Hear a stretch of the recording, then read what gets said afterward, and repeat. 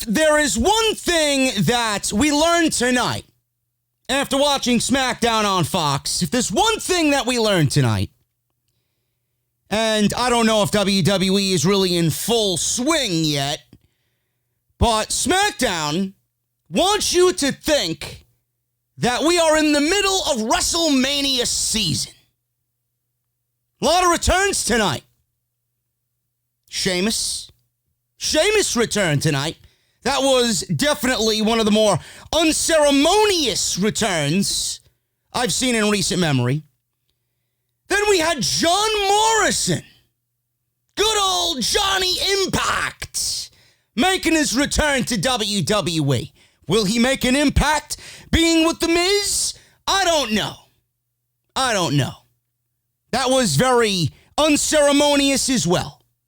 2 Royal Rumble surprises, 2 Royal Rumble returns ruined by WWE. Then we get to the main event, which nobody gave a shit about until the last maybe minute or two of the show.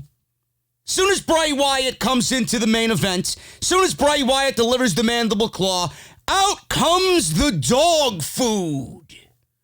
Dolph Ziggler and Baron Corbin getting ready to shove dog food down Roman Reigns' gullet. Out comes the Usos.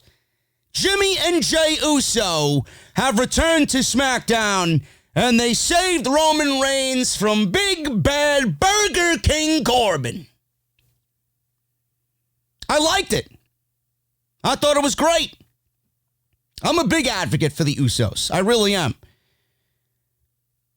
I think if WWE plays their cards right, that with all of the Roman Reigns rumor going around that he's going to fight The Fiend at WrestleMania, that could be a possible way out for WWE to not only turn Roman Reigns into a full-fledged babyface, but absolutely keep him at that babyface level. Everybody loves the Usos. And if booked correctly, and I mean this wholeheartedly because the Usos, even though they were great heels, they were a great heel act. At the time they turned heel, it needed to be done to save their careers. But I think underneath all that, the fans love the Usos. The fans respect the Usos. The fans want to see the Usos. And like I said, I think if WWE plays their cards right, pairing them with Roman Reigns could be the thing that gives WWE ultimately what they want. And that is Roman Reigns as the top babyface consistently and maintain that consistently at the top of SmackDown on Fox. We'll see. SmackDown wasn't a bad show tonight. I just don't find any overwhelming interest in anything that's going on right now. And I honestly think it's just the creative part of WWE. Nothing is exciting. I don't really agree with anything WWE is doing right now on television outside of Otis and Mandy Rose. I can't bring myself to legitimately care about anything. Even the Daniel Bryan, Bray Wyatt thing has gone cold just a little bit. It's not as exciting as it was when Bryan was having his hair ripped off. But we'll see what happens, man. We got 3 weeks till the Royal Rumble, and I'm going to give WWE a chance here because Bryan and Wyatt, they've booked this thing. They've gone out there and told the story that they want told, and they have creative direction over what is being done on television. So I'll give those guys the benefit of the doubt. But right now, between what's going on Monday Night Raw and SmackDown, I don't really find interest in anything going on right now on WWE TV outside of the usual NXT on Wednesdays. But SmackDown, we had some returns. We got a heel turn by The Miz, or what I think is a heel turn. I think it was a heel turn, which would be fantastic if you are a fan of The Miz. So we'll go over that as well. And we had some slight Royal Rumble build here for this show on SmackDown. Thank you guys so very much for joining me on the podcast tonight. I am JD. This is Off the Script. It is Friday, January 3rd, 2020. If you missed Off the Script, episode 307, part number 1 today, where we go over why Vince McMahon is one crazy son of a bitch, and he wants more crazy storylines on Monday Night Raw. Make sure you guys go and check that all out, and I will link you guys down in the description below. The video is doing incredibly well right now, over 2 hours. I also talk about my top 10 matches of 2019, WWE only. And here's a spoiler, most of them are NXT, and rightfully so, which you guys will come to understand when you hear my top 10. And I compare my top 10 to WWE's top 10 on their official website. So it was a great video, a lot went into it. And if you guys missed it, I will link you all the video down below in the description. I recorded part 2 today, and there was even more Vince McMahon news in the rumor mill. And the rumors going into tomorrow's video, which you guys will see around 4:30 on Saturday afternoon, episode 307, part 2 of Off the Script. Vince McMahon doesn't have any solid plans at all right now for either the Royal Rumble or WrestleMania, which I find to be incredibly laughable. And I mentioned how I love, and if you guys are watching New Japan tonight here on the East Coast, if you guys are watching New Japan here in the States, and it's going to be one of those long evenings if you are, if you're watching Wrestle Kingdom tonight and this weekend, I really, really like what they've done with Wrestle Kingdom, and I really appreciate New Japan actually taking the balls, or New Japan having the balls and taking the risk to go out there and make Wrestle Kingdom a 2-night show. It's something that is definitely an option I would like WWE to really consider moving forward. I cannot stand these 8-hour WrestleManias. WWE does it right. And if WWE wants to make their show serious and bring their titles up to a certain prestigious level like the titles are in New Japan, I think it could work. And I talked about how WrestleMania really should be a two-night show. And on top of that, which I know it's not going to happen, I talked about how Vince McMahon doesn't have an idea about what he wants to do for WrestleMania outside of a few assumptions that we as a community could make. But I go and book WrestleMania to the best of my knowledge. What I would do, what I would give you guys as far as a WrestleMania card. We go over all of that. We talk about the Rumble. We talk about Mania. We talk about how ridiculous it is for Vince McMahon not to have any plans going into these major shows, their biggest shows of the year. And then I give you a mock draft of what I think WrestleMania should be in April in Tampa Bay. Really great show. We go over all that tomorrow. Expect that in your cell boxes around 4:30. But if you missed that Off the Script episode from Friday and everything else that I uploaded on the channel this week, make sure you guys go and check the description. I would really appreciate it. At JD from NY206 on Twitter and Instagram. Make sure you follow me on social media. It's the #1 place to be if you guys want to keep up to date on the channel. If you want to support the podcast, you guys can certainly do so as well. Patreon.com/Shady from NY206. Shout out to all my newest patrons. Link down below in the comments section. Gonna shout you guys out. I'm gonna pin it at the very top. So thank you guys so much for all of that support. And the podcast today is brought to you by my good friends over at Audible. audibletrial.com/offthescript. You guys get 30 days free of their service and 1 free audiobook of your choice just for listening to the show tonight. That is audibletrial.com/offthescript. And I want to thank you guys for showing love to Audible. And I want to thank Audible for yet another great year right here on Off the Script. Also, make sure you guys hit that subscribe button down below and turn on that bell for all notifications. We are here 6 days a week, giving you guys the best in the YouTube wrestling community when it comes to pro wrestling content. And that happens only on Off the Script. SmackDown opened up tonight with good old Daniel Bryan. Good old Daniel Bryan was getting ready for his tag team match, teaming up with Roman Reigns against Burger King Corbin and Dog Ziggler. You know, Rusev called Dolph Ziggler Dog Ziggler at one point. You know, being that we got this dog food nonsense going back and forth, you might as well bring back and rehash that name. Daniel Bryan was shown taping his wrists. The Miz stepped up to Daniel Bryan, said he needs to avenge what The Fiend did to his family. I'm going to take away everything he cares about. I'd love to know what The Fiend actually cares about, folks. I don't think The Fiend cares about anything. And what are you going to take away from him that WWE Creative has not already taken away from him?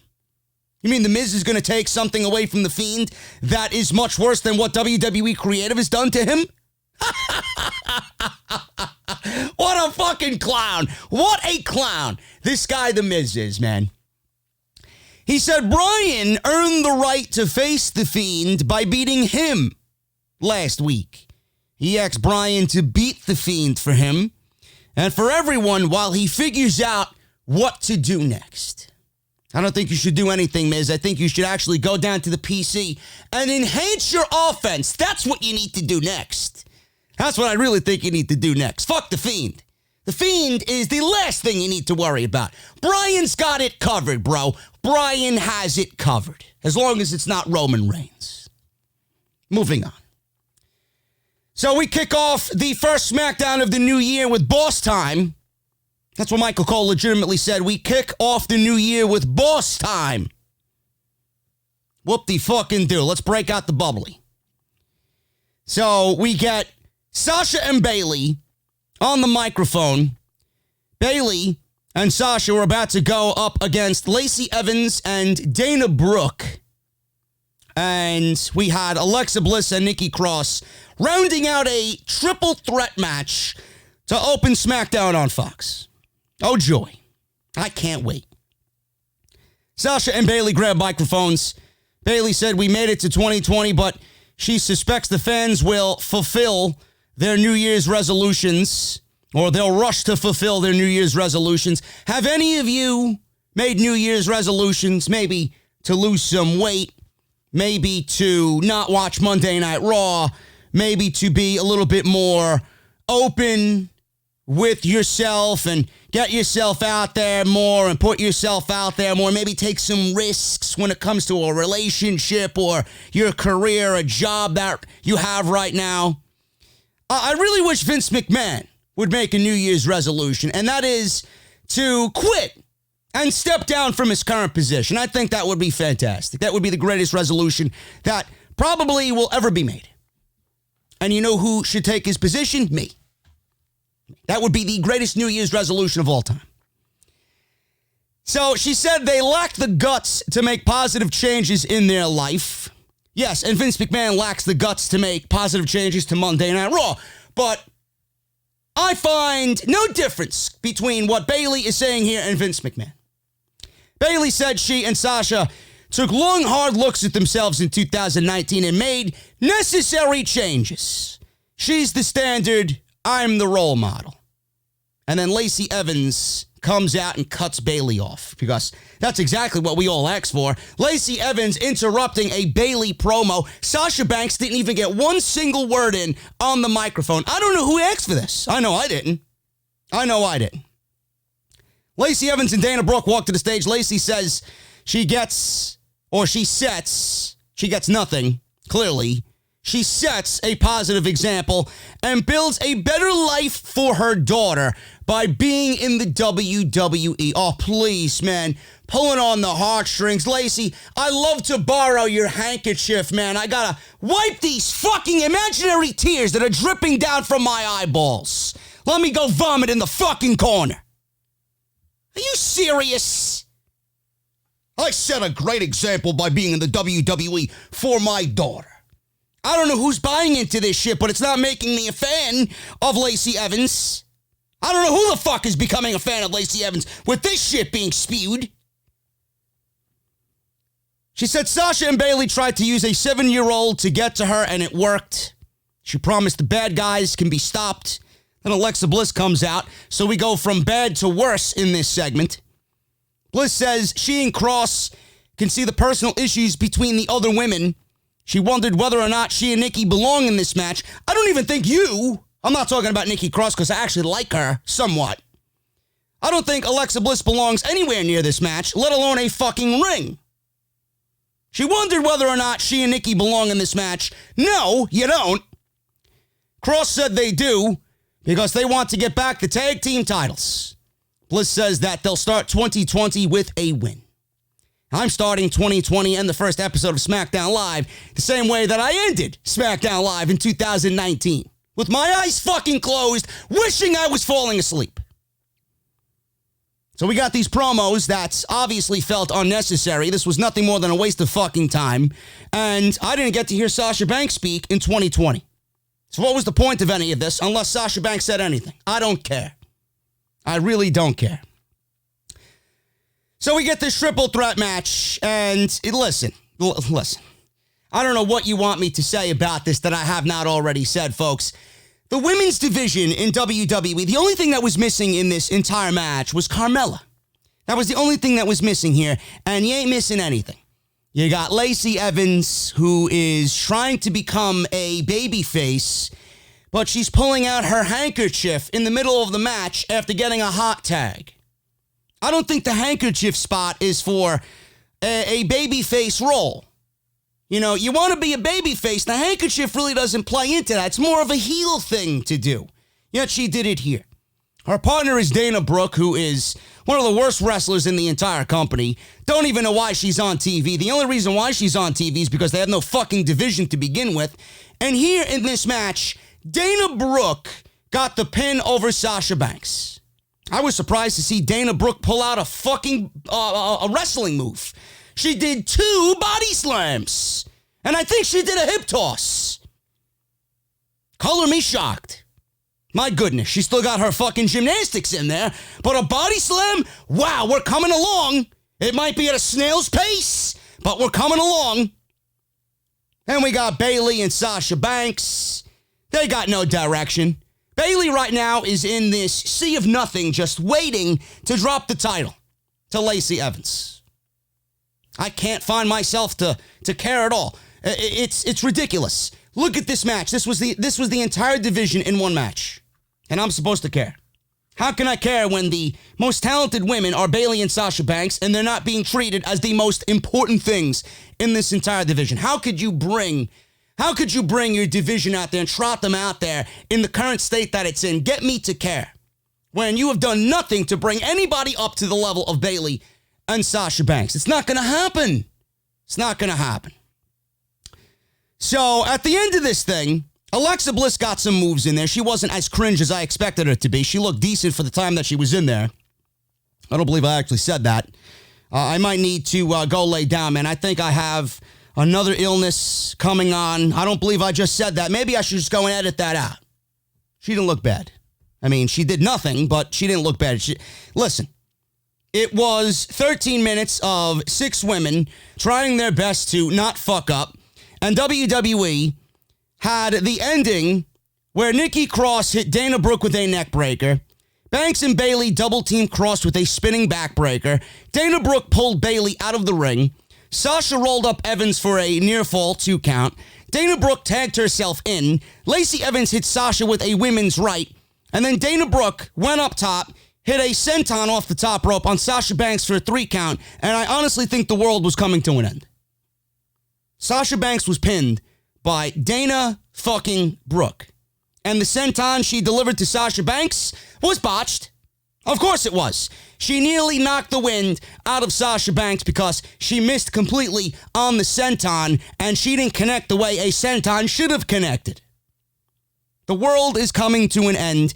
Imagine being Sasha Banks and the first match you have on live TV on SmackDown in 2020 is you in a god-awful triple threat match with these other women that are complete garbage in the division, and you get pinned by someone who should be folding napkins in the catering department. I don't believe it. I don't know whether I was dreaming or if WWE Creative is this ridiculous that they had to give Dana Brooke a win here. I expected Lacey Evans to pin Bayley, and then we go on and just hear from the announcers, well, Lacey Evans pinned the women's champion.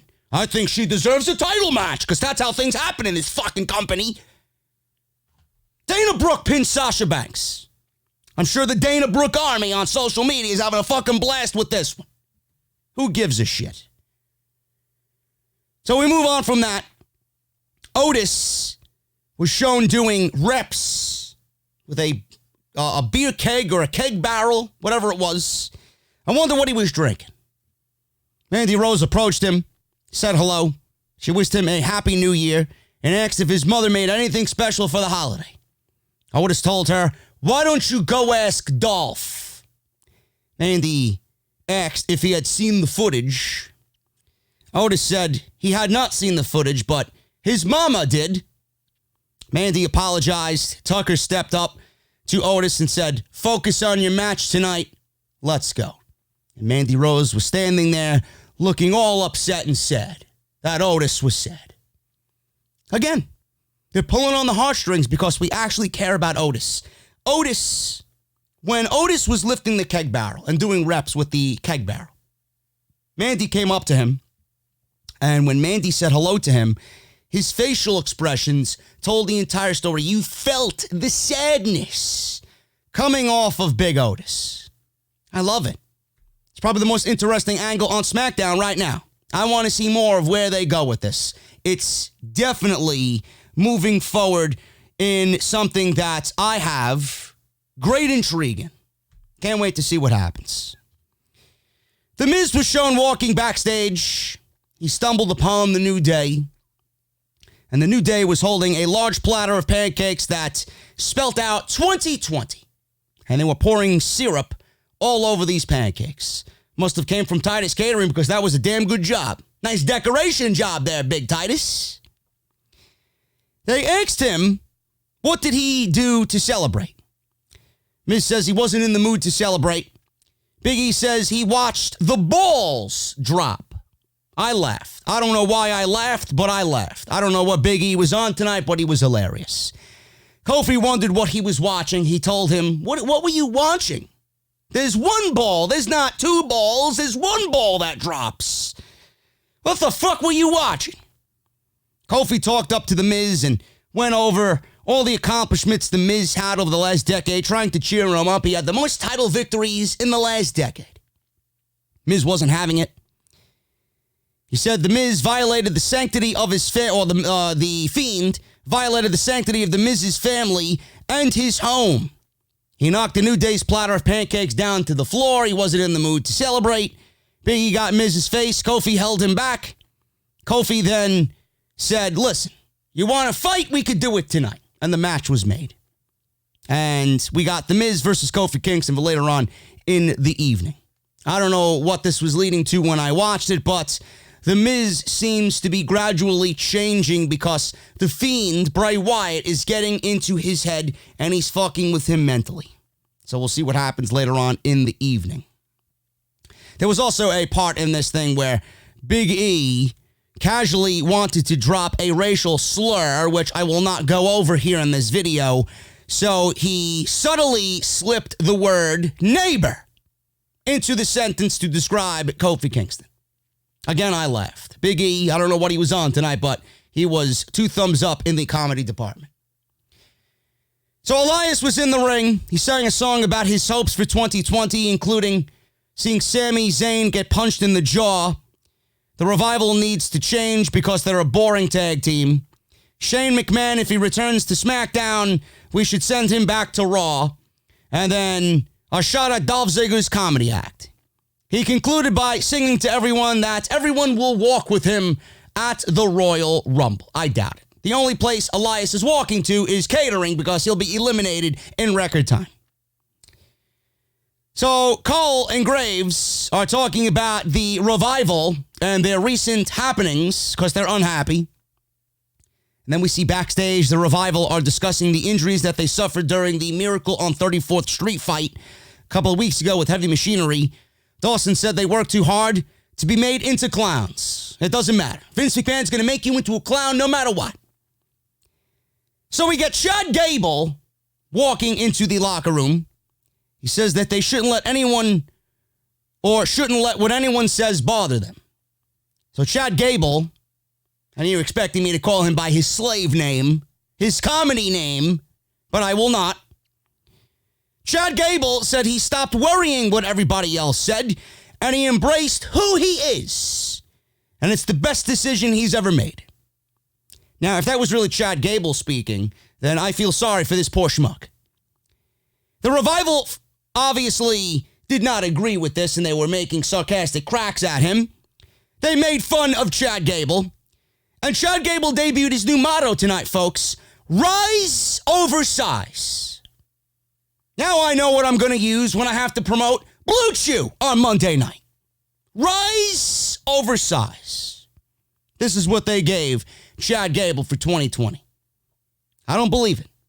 Chad Gable then challenged Dash Wilder to a one-on-one match, and Wilder accepted.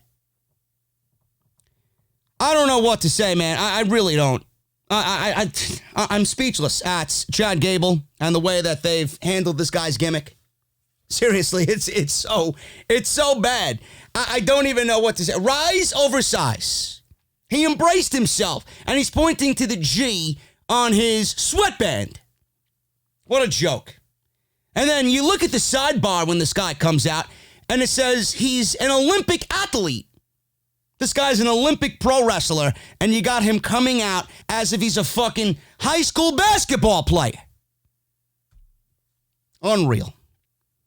Chad Gable versus Dash Wilder. I remember back in the day when we had American Alpha versus the Revival. What happened to those days? What happened to those days? Look at what we've been fucking given. Those are the glory days. Look at what we've been reduced to, folks. Unreal. Chad Gable versus Dash Wilder. This one went 3 minutes. Gable took Wilder down and locked in the ankle lock. Wilder reached the ropes. Wilder then hoisted Chad Gable into an electric chair and bounced Gable off the top rope. Wilder tried to take Gable down, but Gable countered into another ankle lock. Wilder tapped out immediately. So we get Chad Gable winning in 3 minutes. So Scott Dawson, who was on the outside, rushed into the ring and gave Gable a chop block from behind. Wilder joined in. 2-on-1 attack on this poor schmuck who looks like a fucking Harlem Globetrotter. So then we get the Revival hitting Gable with a shatter machine. The lights cut out, and Sheamus comes down to the ring. Sheamus's music played, and the Revival looked on. They looked scared. Everybody thought that Sheamus was going to return and save poor old Chad Gable. They lifted Chad Gable, and then they left the ring immediately.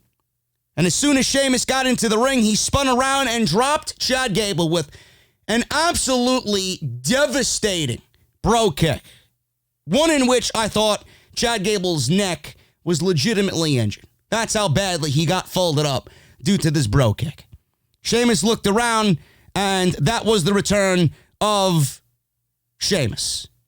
Again, very anticlimactic, very unceremonious in a return. Sheamus coming to feud with Chad Gable upon returning to the WWE in 2020. I don't know why you couldn't save this guy for the Royal Rumble. I really don't understand why you decided to debut him here in this spot, because everybody's clamoring for a Sheamus and Chad Gable feud. I don't know who the fuck you are, but I'm sure you're standing on an island alone by yourself. Why? Why is nothing in this company a surprise? Or why is nothing in this company treated with a certain special feeling? Was there a reason to bring him out here for this moment against Chad Gable? I don't understand who thought this was a thumbs-up decision. This could have easily, Sheamus could have been left off TV easily for another 3 weeks. We've been without him for about 8 months. We didn't need him to come back here. Should have been at the Royal Rumble. Moving on. By the way, before I even move on from the Sheamus thing, he did look in excellent shape. He did look fantastic. He got his old look back. Like, his old look meaning back when he first debuted. Old look. No more mohawk. Again, this is not the position I'd put him in. I'd team him right back up with Cesaro. I really would. But if you guys watch Off the Script tomorrow, and you guys listen to my rundown of my mock WrestleMania card, I would actually have Sheamus when Braun Strowman wins the Intercontinental Championship.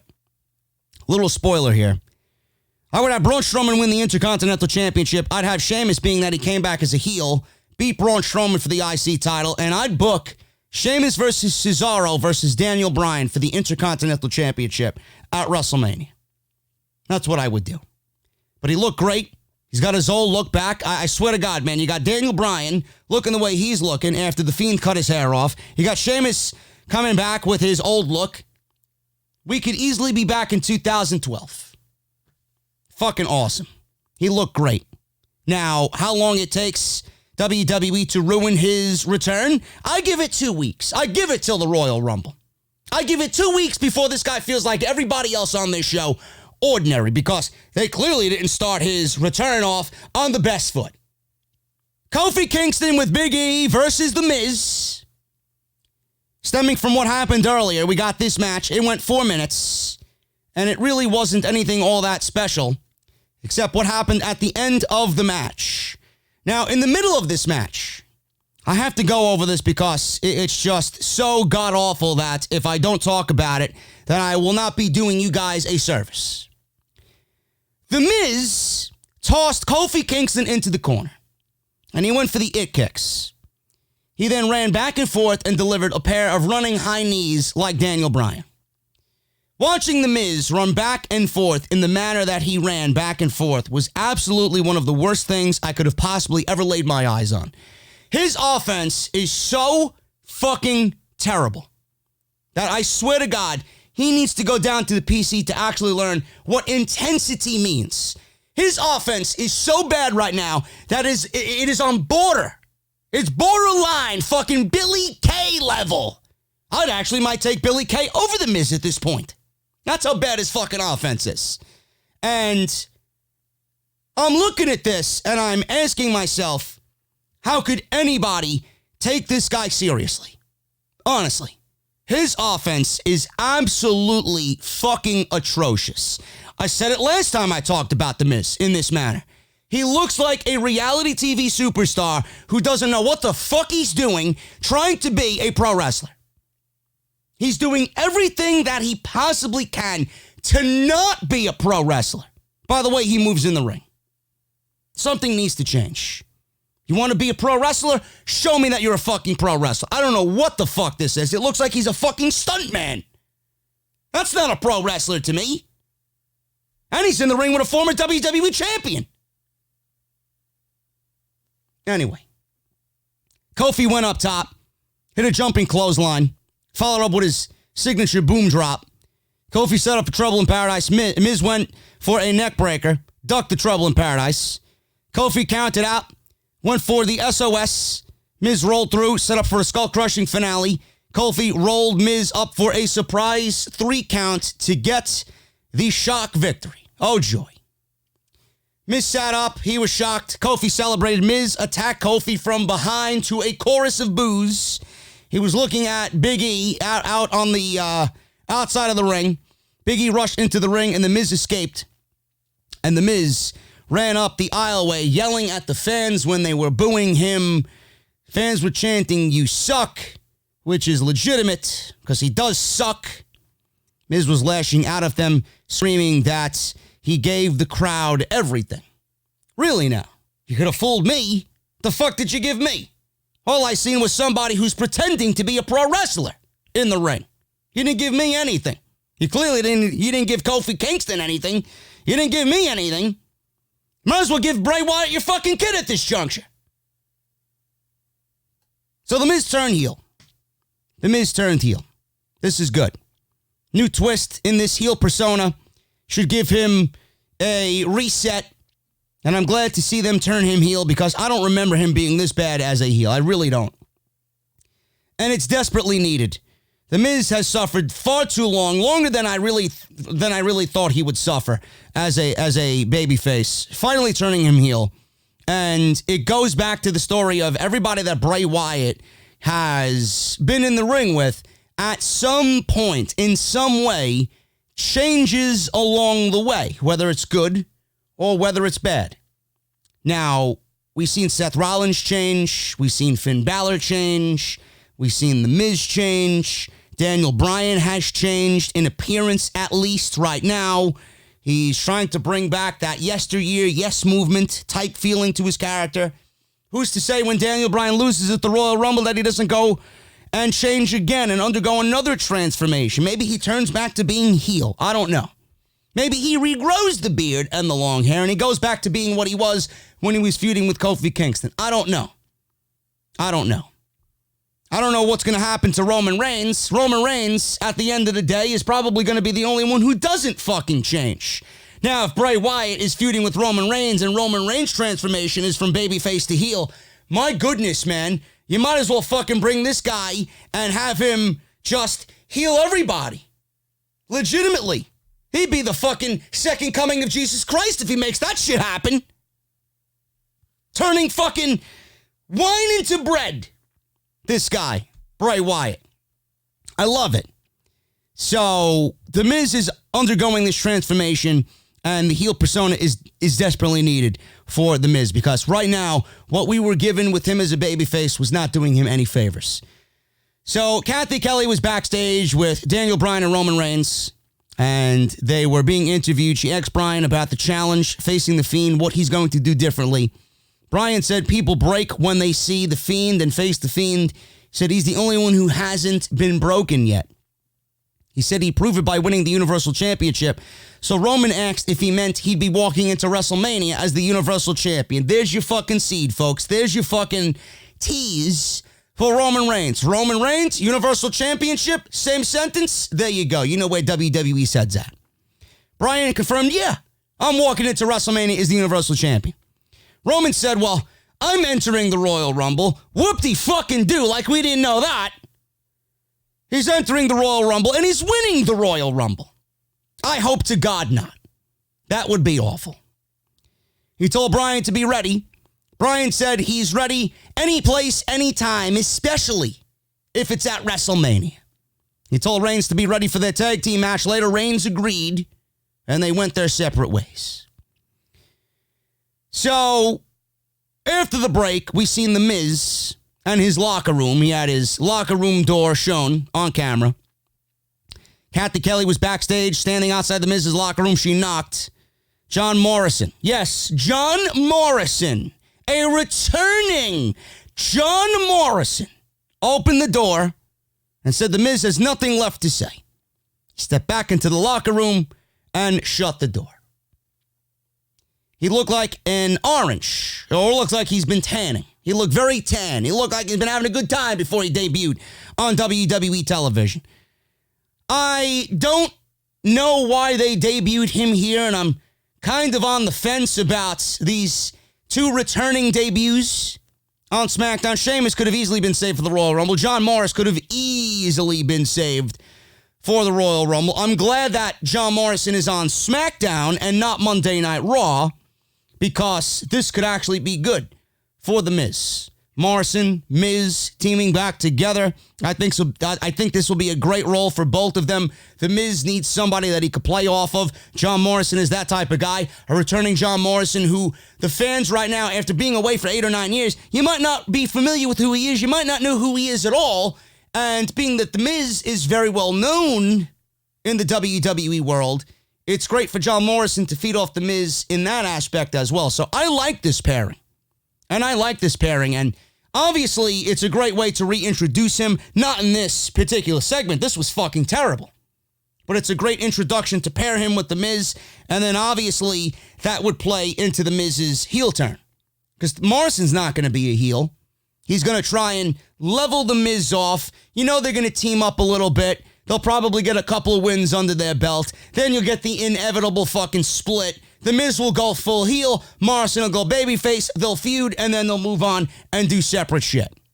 So it's a nice introduction for Morrison in the door, but this type of debut here was fucking terrible. I don't agree with that at all. It was better saved for the Royal Rumble. They could have easily booked him, The Miz, in the Royal Rumble, and they could have booked John Morrison to come back. You know, that buzzer goes off. He's being double-teamed by Big E and Kofi Kingston, and out comes John Morrison as a surprise in the Royal Rumble. That would have been epic. That would have been great. It would have just been a great moment to see on pay-per-view, but they give him this spot where he opens the door, he pops his head out, and that was it. You ruined the debut. Nothing is special in this company anymore. You got one opportunity to make a good first impression, and they ruined it. I don't like that. I can't get behind that whatsoever. Otis was awaiting his opponent. Drew Gulak came out. I thought it was going to be against somebody else, but fuck me. Drew Gulak comes out, came to the ring with a microphone. I don't believe how Gulak has fallen from just this past fall. He was riding high. He really was, as Cruiserweight Champion. Putting on great matches with Matt Riddle, Kushida, had a great match with Leo Rush, right? Now he's on SmackDown. What the fuck is this guy doing on SmackDown? Nothing. Absolutely nothing. This guy is a jobber to the stars, is Drew Gulak. And he's gone back, like I said, several times now. He's gone back to doing the PowerPoint presentations because Vince McMahon doesn't know any better. He doesn't know that Drew Gulak was having a great year. Oh, we got Drew Gulak back on the roster. We'll do the PowerPoint presentations. Ha ha ha, you know? That's how little Vince McMahon knows. Because he doesn't watch NXT. He didn't watch Drew Gulak's body of work. He wasn't at 205 Live. He doesn't watch NXT. What the fuck does he know? Does he even know he's alive? He said Otis has no chance dating Mandy Rose. Neither does anybody else. Otis has a better chance than you and I. He has a better chance than Drew Gulak. He said Mandy wants a man with a physique and a mind. Like Dolph Ziggler. Or himself. You look like you're leaking butter, Gulak said of Otis. I could imagine Vince McMahon laughing in the locker room or laughing in the back behind the curtaining gorilla. Ha ha ha ha ha. It looks like you're leaking butter. There's those fat jokes. Got to get those fat jokes in there because it isn't plain as day and painfully obvious that Otis doesn't look like everybody else. So they got to bring that to everybody's attention. Fucking petty. He introduced a PowerPoint presentation. Otis wasn't having any of this. He grabbed Gulak, hoisted him in the ring. This one went 3 minutes. Otis did the caterpillar, dropped his big elbow, went up top for a Vader bomb, and that was it. That was pretty much all she wrote. This match was about showing Mandy Rose, that she was wrong, and showing Mandy Rose that she should feel bad, and that Otis used this win to kind of feel better about himself. And they showed Mandy Rose and Dolph Ziggler and Sonya Deville watching the match in the locker room. And Otis is just very likable, man. I'm very interested to see where they go next with Mandy Rose. Does she apologize? Does Dolph Ziggler apologize? Do we get an Otis-Dolph Ziggler feud? Do we get a Heavy Machinery Dolph Ziggler-Bobby Roode feud when Bobby Roode comes back from his 30 days? Looks like that's where we're going, right? Dolph Ziggler's not going to fight Heavy Machinery on his own. Could be a nice little tag team feud there with Mandy Rose thrown in. I think that'd be great. I like where it's going. It's easily the most entertaining aspect of SmackDown Live, no question. Braun Strowman was shown walking down to the ring. He was going one-on-one against Cesaro tonight. Oh, joy. Oh, joy. Cesaro. Cesaro is one of those guys in the entire company that obviously deserves a major push just for the fucking time that he's been in the WWE, and the WWE's done nothing to really give back to Cesaro. So Braun Strowman and Cesaro, this one was pretty much about getting Braun Strowman a victory over somebody who is aligned with Shinsuke Nakamura as they push him to the Intercontinental Championship. I don't give a shit about anything Braun Strowman does. I don't give a shit about anything regarding the Intercontinental Championship. All I know is that it could be done a lot better. But this is all WWE has at the moment.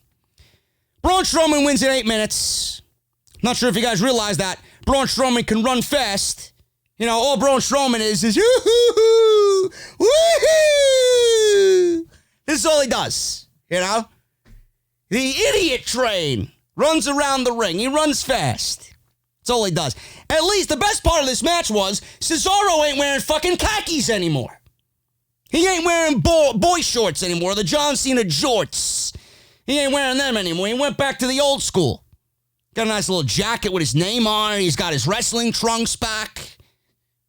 That was the best part about this match. Braun Strowman went 8 minutes with Cesaro, and it was absolutely garbage. How can you be Braun Strowman? How could you be Braun Strowman and not have a good match with someone like Cesaro? Can you imagine Cesaro having to put this guy over? This is who I got to put over? This is who you're putting over for the Intercontinental Championship. The guy can't have a good match with Cesaro, yet you're giving him the Intercontinental Championship? Or at least a shot at the Intercontinental Championship. I'd love if he fucking fails at acquiring the Intercontinental Championship.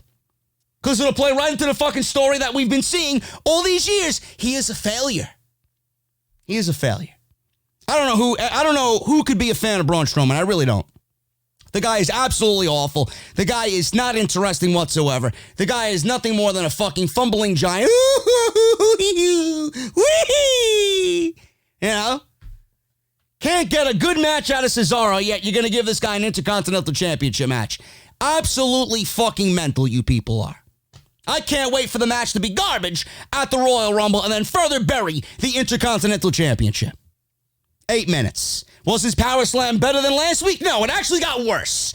When he starts fucking up his finishing move, it even further proves the fact that this guy is a complete joke. Nakamura kicked Strowman with a Kinshasa, barely. By the looks of it on my TV, it didn't even look like he connected with the Kinshasa.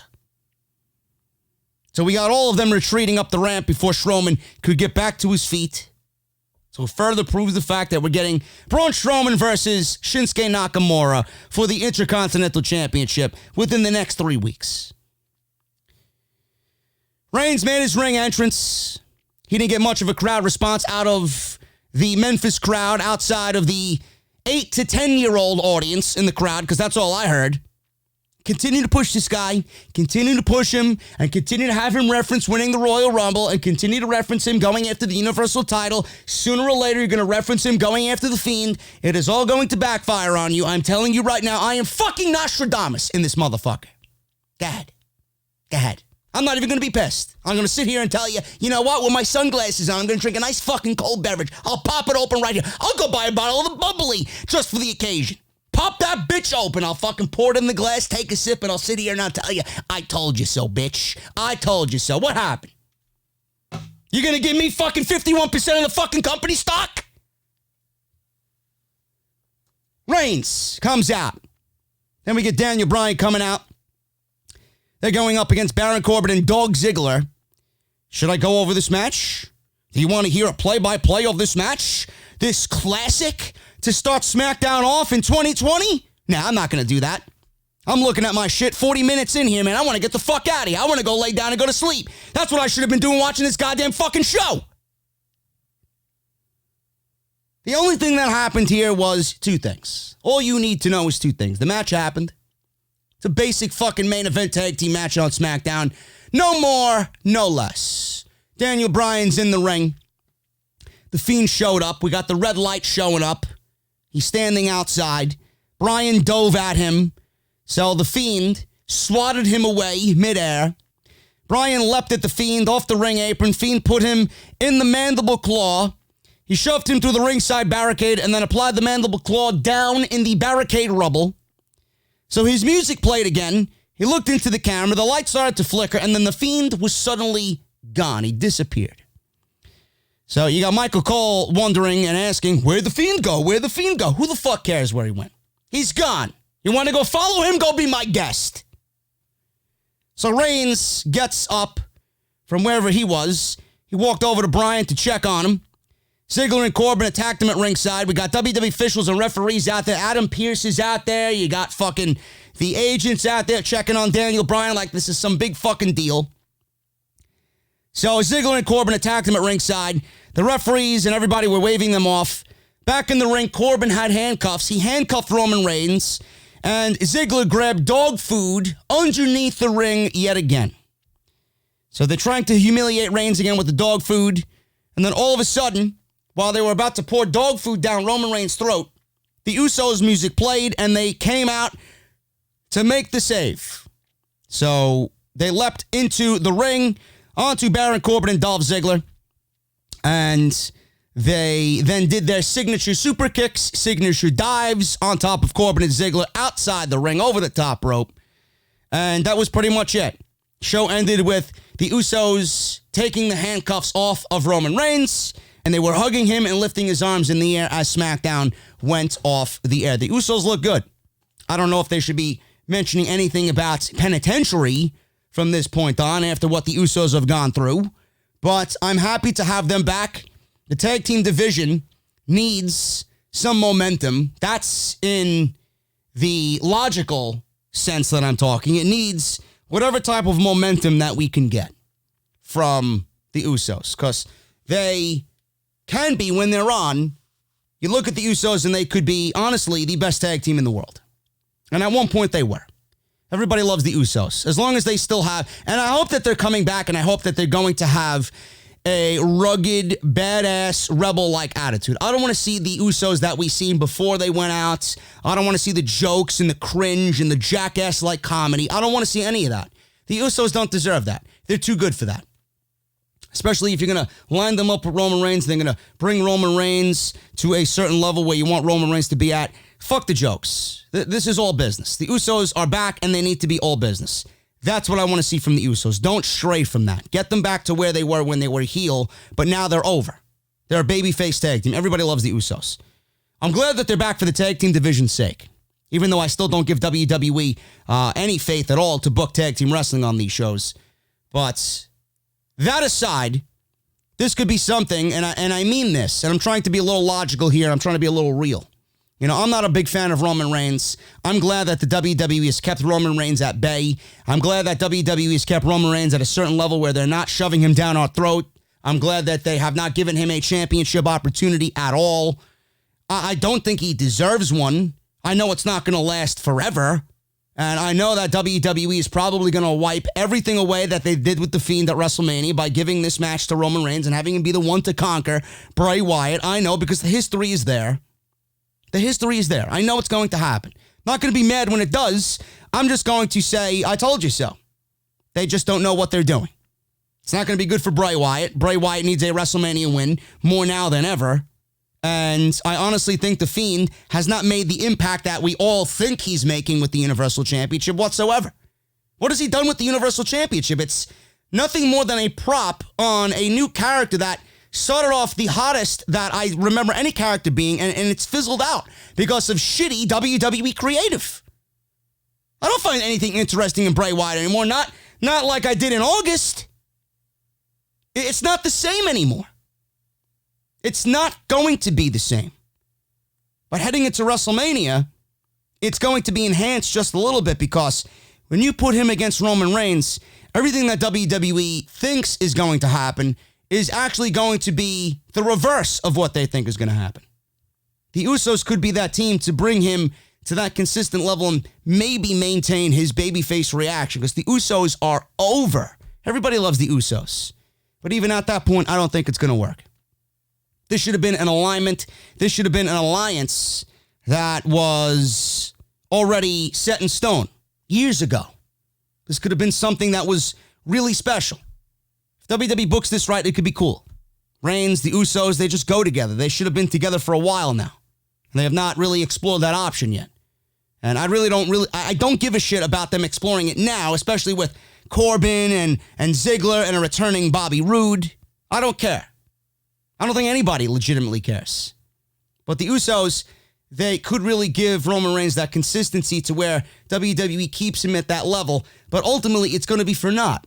Because when he gets to Bray Wyatt, it's all going to be flushed down the toilet, and I'm going to be sitting here telling you exactly what I've said for the last 6 years. I told you so. That's SmackDown Live.